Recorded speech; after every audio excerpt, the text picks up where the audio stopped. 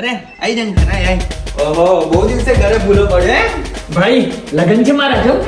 ઓહ congratulations. Love marriage. હા યાર આપણું તો લવ મેરેજ જ હોય ને, 2 વર્ષનો પ્રેમ છે. રેખા. હા. બોલ ચા પીસ હવે. ભાઈ તું પીસ તો હું પીસ. મેં તો ચા બંધ કરી દીધી. કેમ?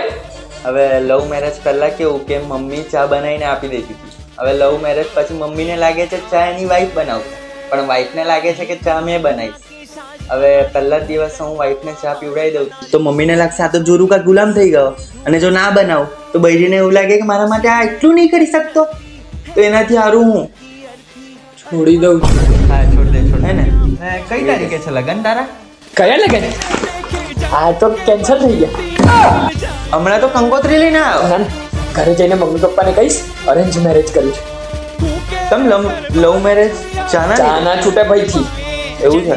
આ તો તું જે કરે એ કર ફટાફટ, નહીં તો જમવાનું પણ બનાવવું પડે છે મારે. तौबा तेरा जलवा, तौबा तेरा प्यार.